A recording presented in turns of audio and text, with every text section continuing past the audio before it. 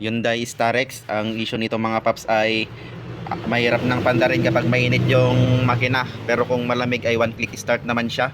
So bali nag-check tayo ngayon ng kanyang battery ay goods naman, at nag-check din tayo ng mga groundings ay okay naman. So nagbaba tayo ngayon ng starter, at ito yung nakita natin na problema. Kung mapapansin nyo, itong kanyang carbon brush ay upod na itong dalawa.